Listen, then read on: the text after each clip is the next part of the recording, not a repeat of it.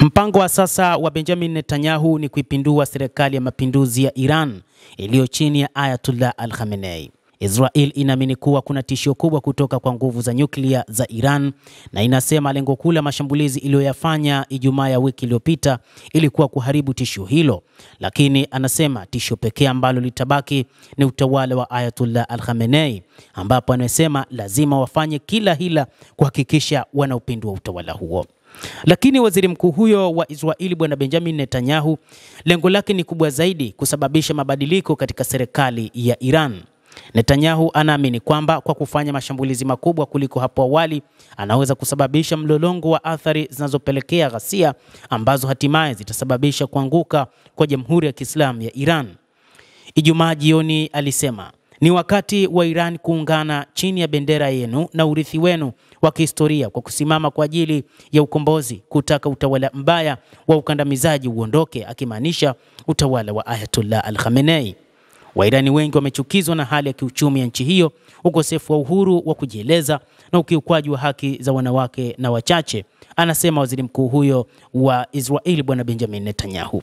Hata hivyo, mashambulizi ya Iran yanaonekana kuwa tishio kubwa kwa uongozi wa Iran, licha ya uongozi huo kuamua kulipa kisasi, ambapo makombora mazito yameanza kurushwa kuelekea nchini Israel.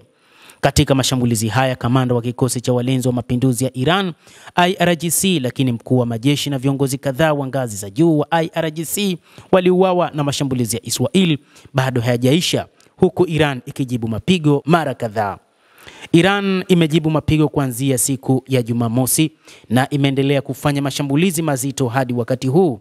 Maeneo kadhaa, vituo vya kijeshi na vituo vya anga vya Iran vilishambuliwa, huku Iran nayo ikifanya hivyo hivyo ndani ya Israel. Hali imezidi kuwa mbaya katika mapambano haya, na baada ya mashambulizi ya makombora ya kulipiza kisasi ya Iran, Netanyahu anasema mashambulizi zaidi yanakuja, huku akifanya mashambulizi, Iran nayo ikisema mashambulizi mazito yataiandama Israel.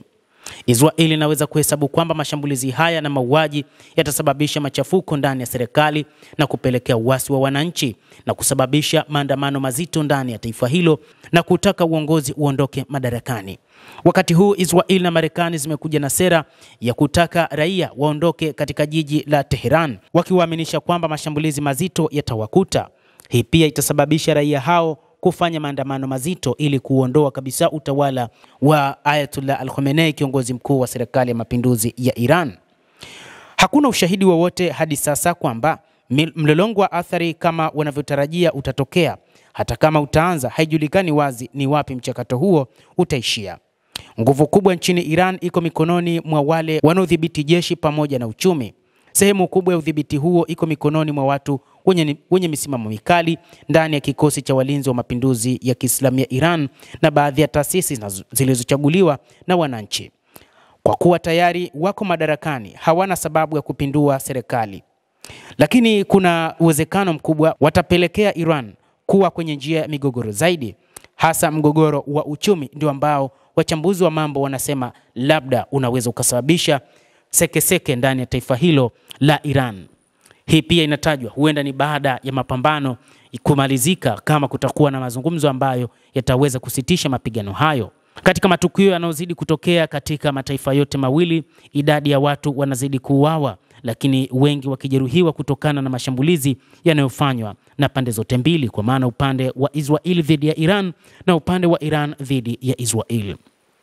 Miaka hivi karibuni, vikosi vya upinzani vya Iran vimegawanyika kwa kiasi fulani, na ni kutokana na namna ambavyo ujasusi wa Israel ulifanya kazi yake. Ikumbuke, ndani ya Iran wapo Wayahudi ambao wanaishi kwa muda mrefu, na inadaiwa kwamba wametengeneza mipango ya kuwa vibaraka wa taifa la Israel, na inadaiwa kwamba baadhi ya vibaraka wameshakamatwa na kwamba wakati huu wameanza kuadhibiwa kutokana na kile ambacho wanakifanya ndani ya taifa hilo la Iran.